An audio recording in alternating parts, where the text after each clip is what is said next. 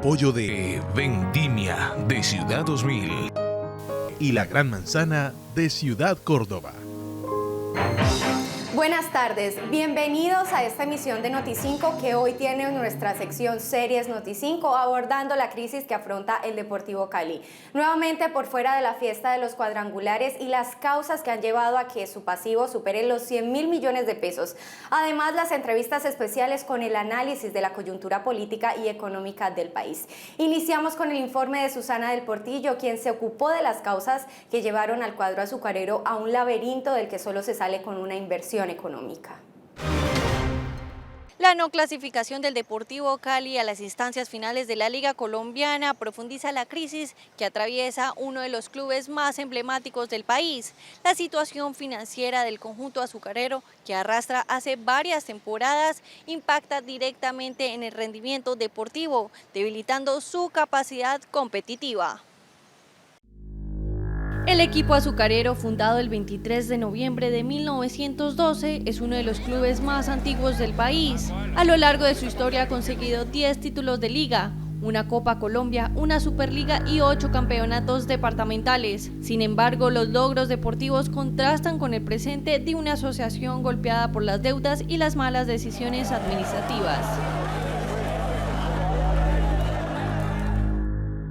En los últimos años, quizás en los últimos 4 o 5 años, uno no encuentra solución que siempre la tuvo el Deportivo Cali en sus divisiones menores, tanto en lo deportivo como en lo económico, porque eran los que se vendían después muy bien y paliaban un poco los déficits que siempre se mantuvo en el Cali.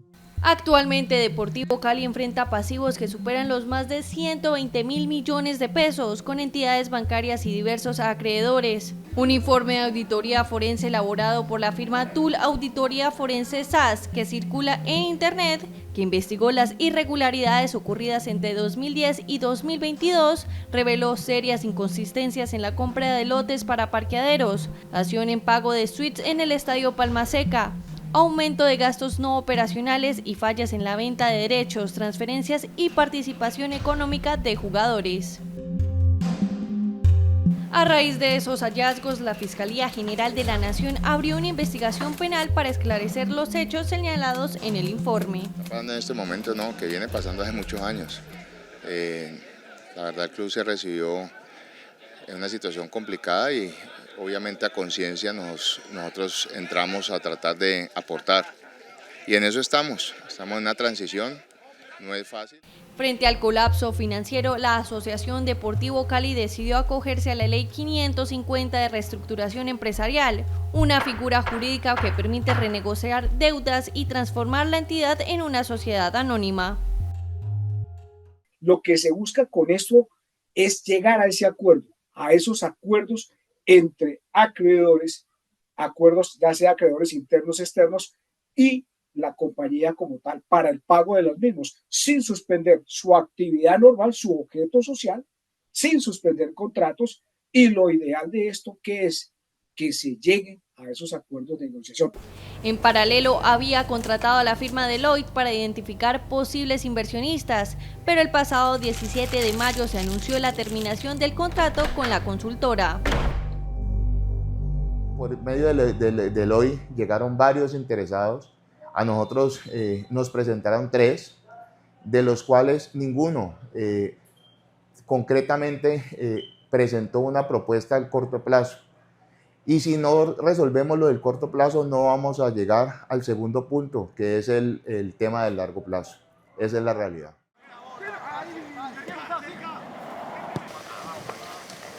En el plano deportivo, el panorama no es más alentador.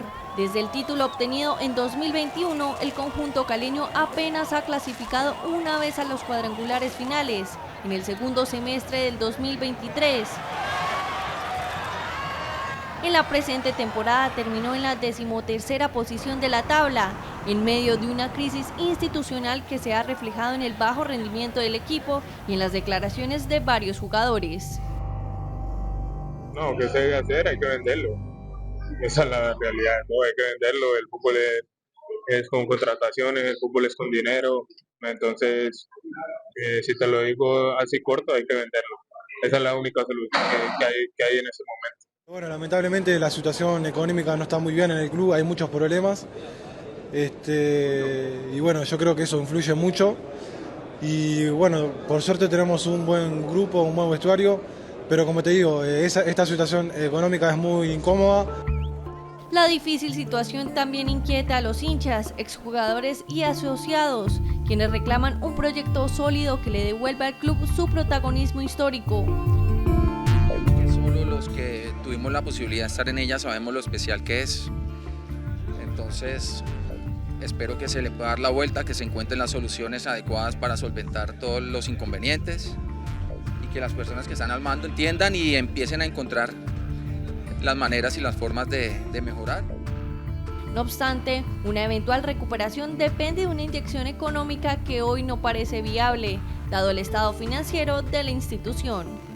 La situación financiera del Deportivo Cali es difícil, es complicada, lo han dicho sus propios directivos, y se están haciendo las gestiones precisamente para fondear al conjunto azucarero. Lo que pasa es que la gente quiere noticias ya y son negocios que se manejan bajo mucho silencio y por eso en este momento no se habla públicamente cómo van esas negociaciones. Esperemos que lleguen a buen fin, que es lo que necesita el Deportivo Cali para salir adelante y armar una mejor nómina y sobre todo reestructurar al equipo desde lo financiero y después también en lo deportivo.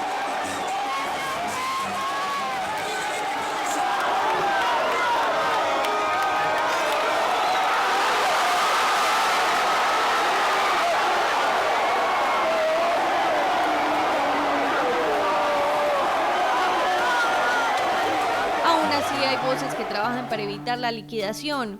La Comisión Accidental para el Apoyo y Gestión del Fútbol Profesional, liderada por diputados de la Asamblea del Valle, ha planteado propuestas de patrocinio, alianzas con empresas públicas y privadas y mesas de diálogo con alcaldías de la región, con el fin de apoyar al único equipo del país que cuenta con estadio propio.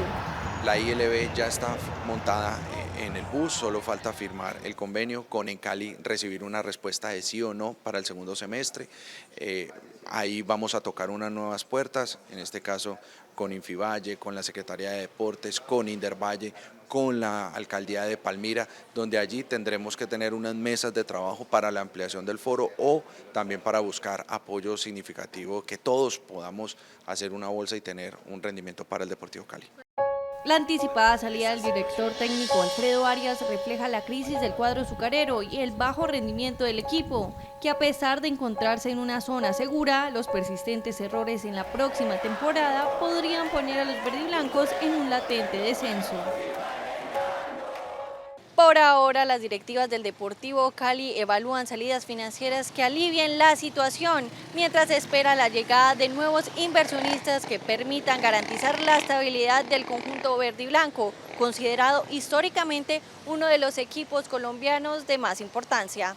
Informó Susana El Portillo para Noti5, el noticiero de más trayectoria en el país. Y ahora les compartimos las entrevistas que durante esta semana permitieron analizar el tema de seguridad en Colombia. Uno de los protagonistas, el exministro de Defensa Juan Carlos Pinzón, quien tuvo a su cargo la tarea de combatir los grupos al margen de la ley que hoy están fortalecidos. Hoy tenemos al ex embajador de Colombia en Estados Unidos, el doctor Juan Carlos Pinzón, exministro de Defensa.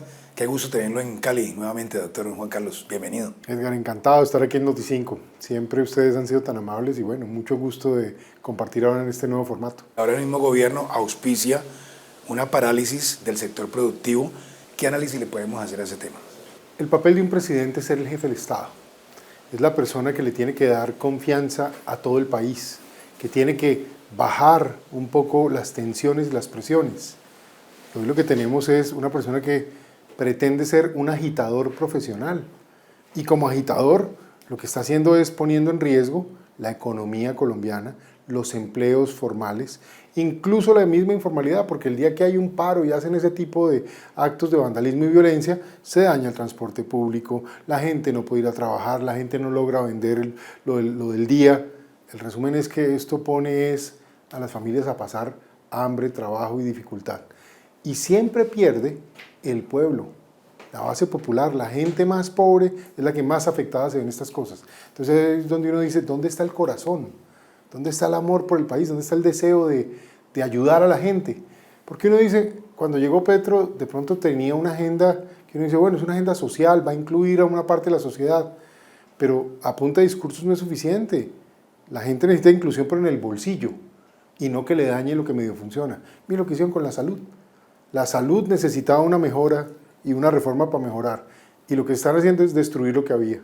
Resultado, hoy los más pobres son los que están teniendo que hacer más fila para medicamentos, más fila para atención, y no hay insumos suficientes para atender gente en situaciones críticas. Exministro, ¿quién mejor que usted, que coordinó todas las operaciones contra cabecillas de FARC y demás y el ELN, para hablar ahora de lo que estamos viendo actualmente? Nuevamente aparecen los secuestros, nuevamente aparecen los cultivos de coca y se aumentan, porque es el verdadero motor, narcotráfico, microtráfico, que está afectando, por ejemplo, al Valle del Cauca, con las 2.000 hectáreas que hay aquí cerca en el norte del departamento del Cauca.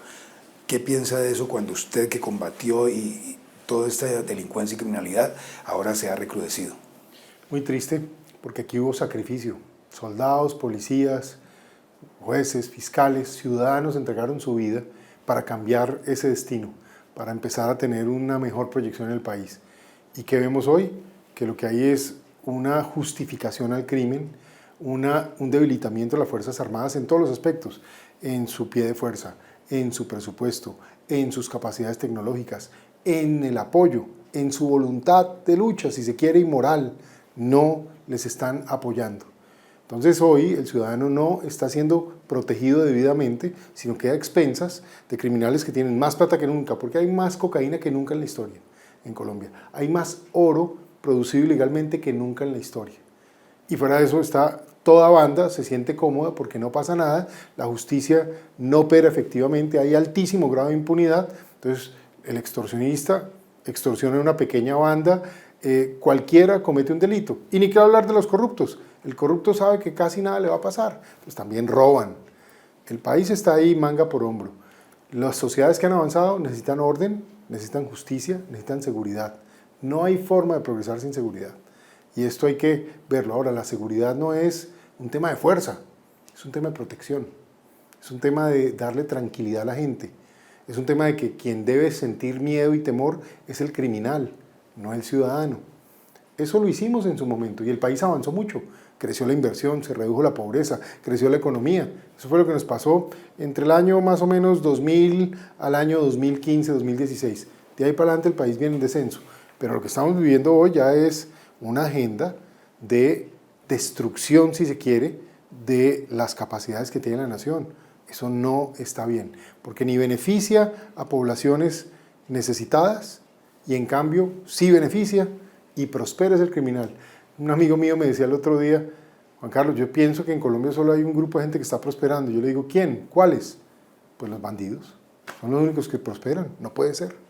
Hace pocos días los voceros de Estados Unidos decían, el dinero de los contribuyentes de los Estados Unidos, de los contribuyentes en Estados Unidos, no se puede utilizar para inversiones de China en algunos países. Es lo que ha pasado en Colombia. Petro fue a China y en ese viaje a China lo que hizo fue firmar un papel que no tiene ningún impacto, no hizo un plan, no llevó una estrategia, no llevó a los equipos técnicos, no llevó a Planeación Nacional, no llevó a el sector privado para que hiciera una agenda y ver, bueno, cómo desarrollamos una relación con China, porque uno tiene que tener pragmáticamente buenas relaciones con todos los países y sacar lo mejor que pueda de esa relación.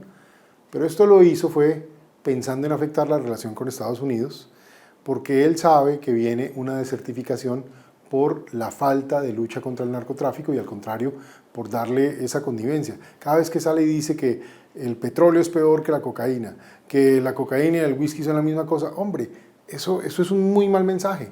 Y si además es cierto que tiene un tema personal, pues eso da muy mala impresión de Colombia y desprestigia al país. Entonces, ojo con eso. ¿Eso a qué está llevando? A que él crea que por meterse en la pelea entre China y Estados Unidos, él va a quedar bien parado y Colombia es la que va a pagar los platos rotos. Porque resulta que Estados Unidos es el principal socio comercial de inversión, de turismo, de seguridad y donde más colombianos viven en el exterior. ¿Qué está haciendo? Al mismo tiempo, el secretario de Estado, su señora es colombiana. 2 senadores del Congreso de los Estados Unidos, el máximo nivel, colombianos por primera vez. En vez de estar allá pragmáticamente acercándose, sacando básicamente recursos para la educación, alianzas tecnológicas, relocalizar empresas para que vengan aquí a Colombia y generen empleo. Nada de eso está haciendo, es provocando. El único que va a perder de esa provocación es el pueblo colombiano.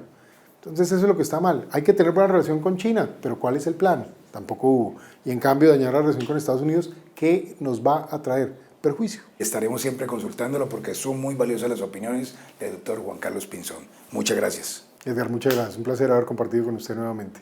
Bienvenidos a Villa Magna. Estos terrenos tienen más de 125 años de tradición y los podrán comprar directamente y sin intermediarios de ninguna índole. Usted podrá invertir en estos lotes y construir en ellos maravillosos proyectos similares a los que compradores han realizado en los lotes ya vendidos. Los esperamos en la sala de ventas de Villa Magna para tener el gusto de asesorarlos. Otro de los más recientes hechos que ha generado polémica en el país es la firma de un memorando de entendimiento con China que podría poner en riesgo la relación con su principal socio comercial, Estados Unidos. De este y otros temas habló nuestro director Edgar Arias con el expresidente del BID, Luis Alberto Moreno. Doctor Luis Alberto, un gusto tenerlo en Noti5 y le preguntamos, ¿qué piensa de lo que ha dicho últimamente el Departamento de Estado de los Estados Unidos? Pues a ver, como usted muy bien lo dice, Edgar, es realmente muy preocupante por varias razones. El país hoy más que nunca necesita de financiamiento de las multilaterales. Todos sabemos que la economía colombiana no atraviesa su mejor momento, puede que tengamos crecimiento, pero al igual que le pasa a cualquier empresa cuando empieza a gastar más de la cuenta, cuando empieza a no poder pagar esos gastos, sino con deuda, que es un poco lo que está haciendo el país en este momento, más temprano que tarde le llega a uno el ajuste. Entonces, en este momento lo que necesitamos precisamente para poder hacer todo eso es tener más recursos de multilaterales. ¿Por qué? Porque son los recursos más baratos y a más largo plazo que el país puede conseguir. Lo que yo veo es, lo que está haciendo el presidente Petro es, digamos, yo me pregunto, él dice que se preocupa mucho por los pobres, que por el pueblo, se va para la China y hace un acuerdo que es más un cuento chino que cualquier otra cosa, porque ahí no hay acuerdo, ahí no hay nada. Pone en riesgo una relación que todo el país ha convergido, que es la relación con Estados Unidos, y Estados Unidos ha sido un gran socio de Colombia, sobre todo en los últimos 25 años. ¿Por qué? Nos dio la mano cuando teníamos unos problemas de seguridad enormes que le permitieron al país darle la vuelta. Nos dio un acceso a su mercado por la vía de preferencias arancelarias primero y después un acuerdo de libre comercio. Y hoy en día estamos a menos de 60 días de que se defina si se quedan o no unos aranceles que está poniendo del 10%. Y entonces lo que hace el presidente es que se va a la China a encender unas ideas que no contribuyen necesariamente a más comercio. Y le preocupa tanto el pueblo que se olvida de las casi 700.000 familias cafeteras, que el café va a empezar a pagar un 10% más si no negociamos esto bien. O piensen los productores de aguacate, o pensemos en las flores. Todos son sectores que generan enorme cantidad de empleo. Y es que debería estar el gobierno pensando en acercarse precisamente con verdades y no decir que es que estamos combatiendo los cultivos ilícitos, porque lo que se está viendo a la hora de los números, como usted lo dice, es diferente. No, eso es así, Edgar, y tanto así que mire, usted que está allá en el valle lo ve muy de cerca, o sea, todo lo que pasa en todo ese sur de Colombia donde está infestado de coca, pues usted ve todo lo que pasa en lavado de dinero, en corrupción, todo eso puede que le ayude a la economía, pero de la mano de ayudarle quizás temporalmente a la economía va destruyendo todo un conjunto de producción, va destruyendo valores, va generando criminalidad. Tenemos futuro como Colombia, pero hay que cambiar el rumbo. No, indiscutiblemente, Edgar. Mire, yo creo que son varias cosas a la vez que tenemos que corregir. Yo creo que afortunadamente nos queda muy poquito este gobierno. Tenemos que prepararnos para el gobierno que venga, que no es simplemente elegir un presidente, es converger sobre un conjunto de ideas que ayudan a transformar el país, que nos permitan retomar el rumbo, uno. Dos, que nos permitan entender que el mundo del futuro ya no es el mundo en que vivimos. El mundo del futuro hoy pasa por una enorme revolución tecnológica. Esa revolución tecnológica tiene un alcance incluso más profundo que el que tuvo en su momento la revolución industrial, que ese tren lo perdimos. Este no lo podemos perder. ¿Qué papel cumplen los jóvenes en esto que usted acaba de mencionar, la revolución tecnológica y lo que hay que hacer para que estos jóvenes no migren, se queden trabajando por el país y vean un futuro cercano? Yo hoy en día, Edgar, estoy en un conjunto de juntas directivas de grandes empresas del mundo. Estoy en una banca de inversión, que ese es su tema. Estoy en la junta de Coinbase, que es el medio de intercambio más grande de cripto. Y le digo una cosa, es increíble y es una cosa que a mí me produce enorme orgullo la cantidad de gente en el área tecnológica que está en Colombia que todo el mundo quiere contratar. Y hoy en día hay cantidades de empresas, Nubank, Globant, Mercado Libre, que tienen cantidades de Rappi, personas. el caso de Simón Borrero, caleño. Exactamente, todos ellos tienen grandes empresas de base tecnológica trabajando con programadores, con gente que está en el país, que tiene esas capacidades que son nativos digitales. Imagínese poner a todos ese talento tan enorme que tenemos y volcarlo hacia la producción. Como usted muy bien dice, perder la cantidad de talentos que hemos perdido, que se han ido, recuperarlos otra vez, el país tiene que mostrar que es un sitio donde pueden regresar, que pueden aquí criar sus hijos, hacer sus carreras. Aquí en Colombia permanentemente se muestran cifras del DANE que el empleo ha descendido, pero resulta que el empleo baja, pero sube la informalidad. Oye, y eso que tú tocas es muy importante, que lo primero que pasa es, independientemente de cuál sea el porcentaje exacto, pero históricamente en Colombia más o menos la mitad de los empleos son formales, la otra mitad son informales. ¿Quiere eso decir que tú o yo que estamos en la formalidad estamos pagando todos los servicios y las prestaciones asociadas a pensiones, a salud, etcétera, etcétera, que brinda el Estado a ese otro 50%? Lo que quiere decir que en ese momento hay un desequilibrio enorme y obviamente el conjunto de prestaciones sociales dejan de ser tan potentes como deberían ser. Y hay muchísimos estudios. Yo en el BID, cuando los mirábamos, cómo la gente entra a la formalidad, sale de su empleo porque cree que hay un empleo informal que le da más rentabilidad. Entonces ese salto lo que hace es que esa persona va perdiendo su posibilidad de construir una pensión para la vejez, o la invalidez o la misma muerte para él o para sus familiares. Pero muchas gracias al doctor Luis Alberto Moreno, expresidente del BID, por estar con Noti5. Lo mismo para ti, Edgar, y a toda la sintonía. Muchas gracias. El trámite de la reforma laboral también lo analizamos en Noti5 con quienes consideran que la carga impositiva a la empresa privada está perjudicando la generación de empleo. Así lo aseguró en entrevista la senadora María Fernanda Cabal.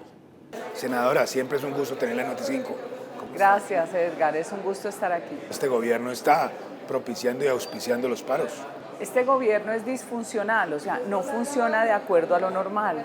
Entonces Petro no quiere gobernar, quiere ser oposición, que es lo que a él le ha gustado, de donde ha sacado los frutos, porque le gusta la movilización, le gusta agitar las masas, él se cree el emperador, pero lo más grave, es un país en crisis, un país empobrecido por su mal gobierno y un país en manos de la criminalidad.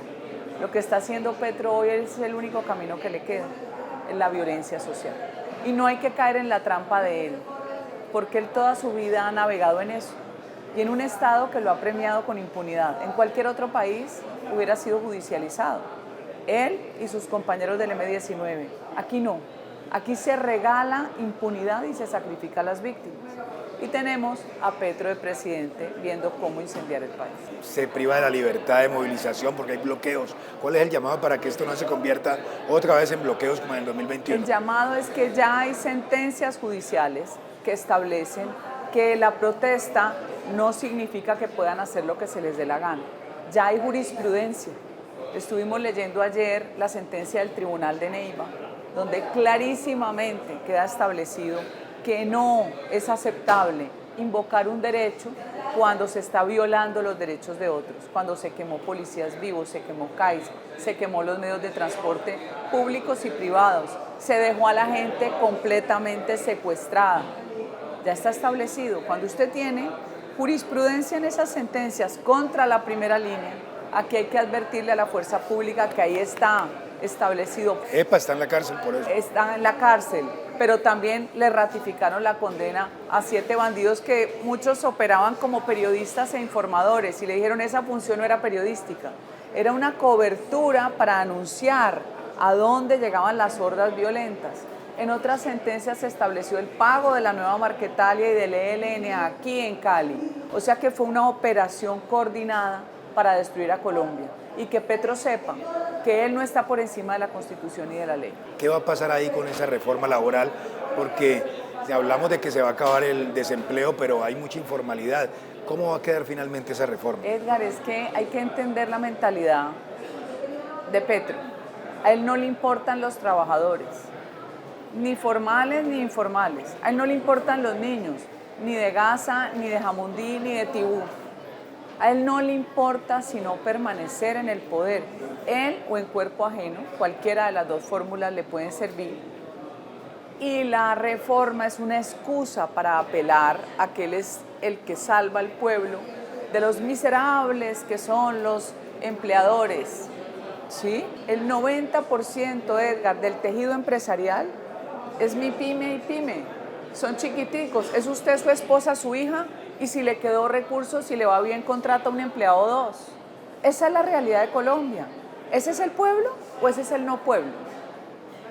Esta reforma lo que va a llevar es a la destrucción de la capacidad del empleo formal, desplazándose a la informalidad. ¿Qué significa? Quedándose sin salud y sin pensión y generando una carga sobre el sistema.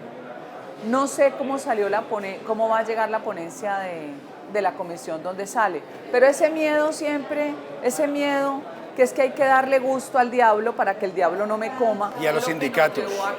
Pero ¿cuáles sindicatos? Si los sindicatos de la gran industria solo resumen el 1,5 millones de empleos formales, solo 1,5 millones, y hay un poco de gordiflones llenos de garantías ganándose millones.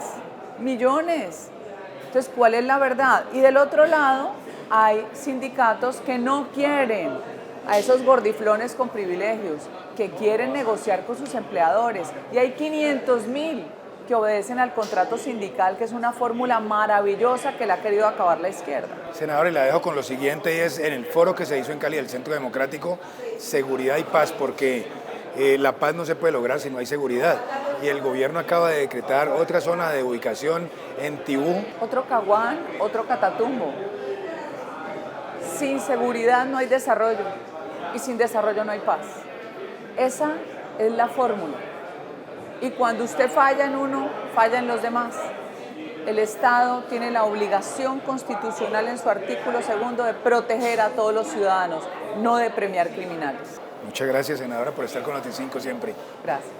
Los enfrentamientos entre el Ejecutivo y el Poder Legislativo siguen generando rechazo por parte de los senadores de la oposición. Así lo expresó en Noti5 durante una entrevista la senadora del Centro Democrático, Paloma Valencia. Senadora Paloma Valencia, gracias por estar nuevamente con Noti5 y le preguntamos, este gobierno está auspiciando un paro en un sector productivo que se puede afectar, que todavía no se ha recuperado ni de pandemia, ni de los bloqueos del año 2021 y en la capital del Valle, donde bloquearon la vía al mar.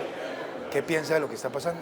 Bueno, primero un saludo y gracias nuevamente a Noti5 por invitarnos a conversar con ustedes sobre los temas importantes del país.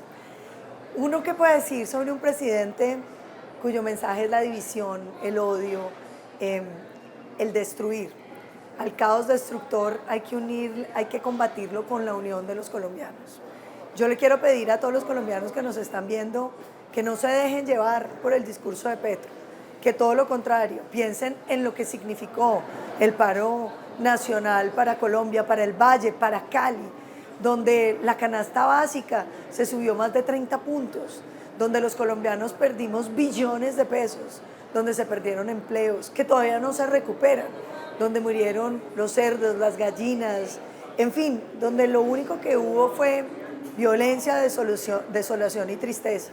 Ese camino ya lo ensayamos. Yo los invito al otro camino, al camino de conversar, de llegar a acuerdos. La laboral va a salir.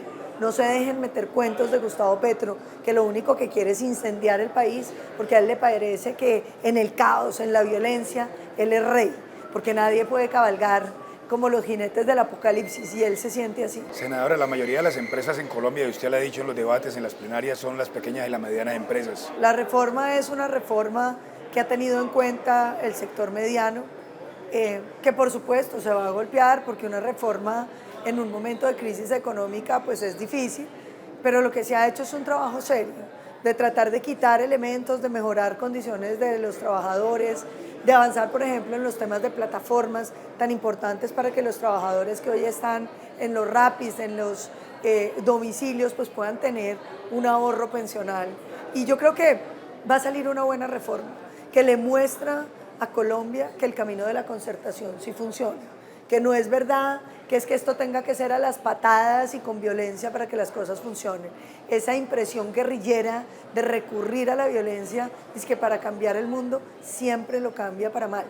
A los colombianos que nos están oyendo, ya todos hemos recorrido ese camino de la violencia, no nos ha llevado a nada.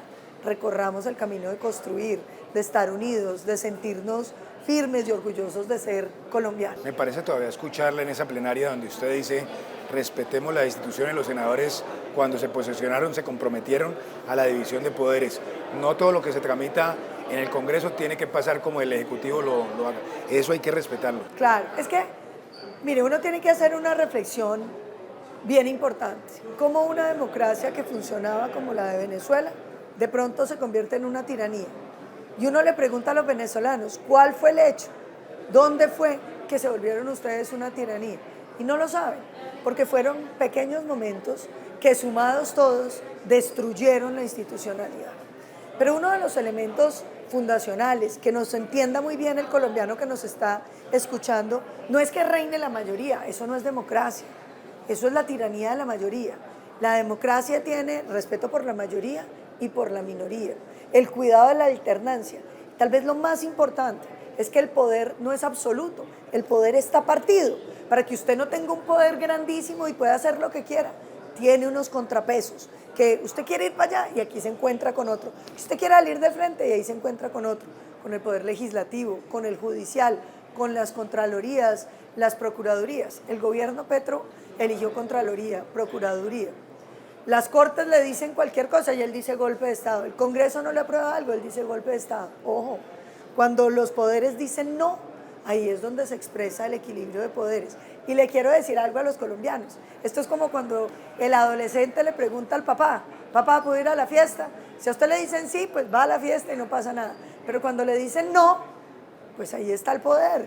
Ese es el poder es decir no. Y entonces uno tiene que entender que cuando Petro, el Congreso no le aprueba algo, él sale a decir, pues vamos a romper el Congreso. Creo que eso es muy grave. Los colombianos tenemos que estar muy atentos a la defensa de las instituciones, porque aquí lo que se juega es nuestra democracia, que finalmente es nuestra libertad. Muchas gracias, senadora, por estar con Noti5 nuevamente. Hasta una próxima oportunidad. Felices siempre con Noti5. Usted sabe que los queremos mucho y gracias nuevamente. En cada lote de la Gran Manzana de Ciudad Córdoba, te cabe una casa y hasta te caben dos. Cabe una casa para que vivas tú y cabe otra para que la puedas alquilar. Lotes de 105 metros cuadrados. Ven y duplica tu rentabilidad en los lotes de la Gran Manzana de Ciudad Córdoba.